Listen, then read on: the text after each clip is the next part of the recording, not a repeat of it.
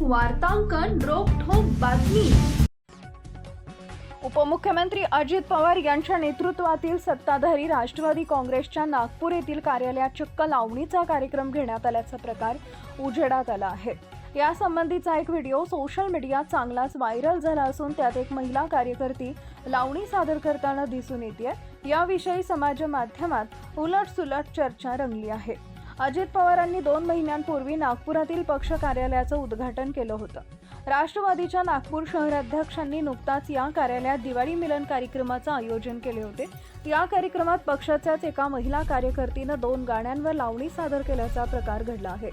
हा प्रकार घडला त्यावेळी पक्षाचे जिल्ह्यातील सर्वच प्रमुख नेते व कार्यकर्ते उपस्थित होते, त्यामुळे त्यांच्यावर टीकेची झोड उठली आहे। पक्ष कार्यालयात अशा प्रकारचे नृत्य सादर करणं कितपत योग्य आहे असा प्रश्न या प्रकरणी उपस्थित केला जात आहे। व्हायरल व्हिडिओ दिसून येत आहे की राष्ट्रवादीची एक महिला कार्यकर्ती मला जाऊ द्या घरी वाजले की 12 या लावणीवर नृत्य सादर करत आहे। तिचे नृत्य पाहून उपस्थित दर्शक वन्स मोर मागणी करतायत।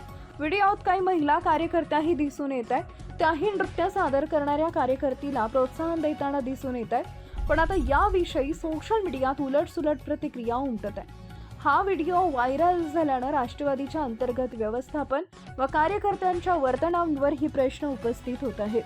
अजित पवार यांनी स्वतः कार्यस्थळी कठोर कामाची संस्कृती रुजवण्याचा प्रयत्न करत असतात, त्यामुळे या घटनेचा पक्षाच्या प्रतिमेला धक्का बसण्याची भीती व्यक्त केली जाते। पक्ष नेतृत्वानं या प्रकरणी कार्यकर्त्यांचे प्रशिक्षण, कार्यालयातील वर्तन, नियमावली व सांस्कृतिक कार्यक्रमांसाठी योग्य व्यासपीठ निवडण्याबाबत स्पष्ट धोरण आखण्याची गरजही या प्रकरणी व्यक्त केली जात आहे। महाराष्ट्रातील महत्त्वाच्या आणि ताज्या बातम्या पाहण्यासाठी आमच्या जय हो न्यूज चॅनलला सबस्क्राइब करा आणि बेल आयकॉन प्रेस करा।